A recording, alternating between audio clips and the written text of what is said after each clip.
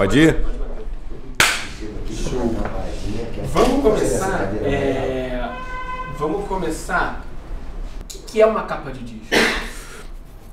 Olha, a capa ela vai funcionar para você dar uma personalidade para o disco no momento que a pessoa, pelo menos durante todo o tempo que eu fiz disco, eu pensei que o disco ia ser vendido na loja. Hoje não tem mais loja de disco, então fica um pouco mais difícil. Mas a capa era aquele momento que o cara pegava ali e ele ficava tentando, a pessoa fica tentando imaginar o disco que tem ali dentro, né? Quais são aquelas histórias? Ela tem que representar um pouco do que o disco tem, seja na intensidade das cores, seja ela ter uma foto do grupo, do artista naquele momento para mostrar como é que a cara dele tá. Eu, por exemplo, gosto muito de quadrinho, eu adoro capa em quadrinho, capa de algum artista que ele mesmo está desenhado, eu acho bacana também.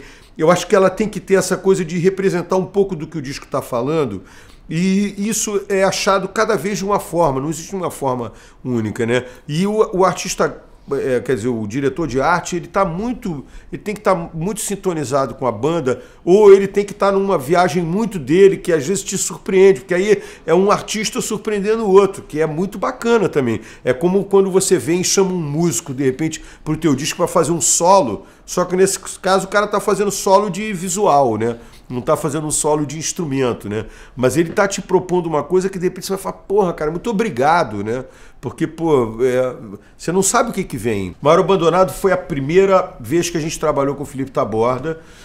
As fotos são do Frederico Mendes, que já era quem fazia todas as fotos do Barão desde o começo, desde que a gente entrou na Som Livre. A gente tem algumas fotos promocionais nossas que são feitas antes da gente ser contratado. Agora é a hora dos cachorros passeando. E eu não me lembro quem é que teve a ideia de botar a gente tomando essa geral aqui.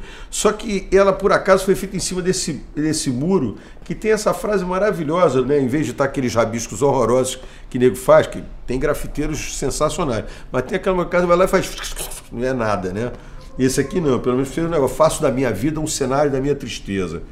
Que é uma coisa meio dura, né? Mas combina também com alguns blues que a gente fez.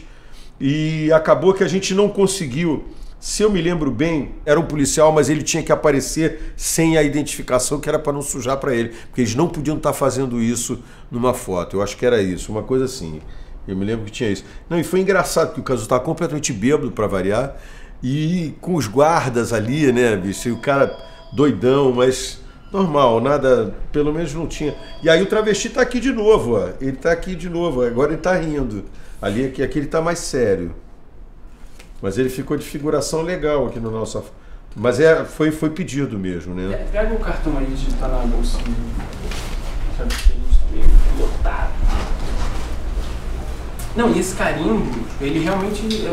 ele é moderno até hoje, sabe? A marca que perdura. Assim. É verdade. Você tá falando de que ano que é isso? Isso é 84. São 20 anos, né? 30 anos, 30 anos.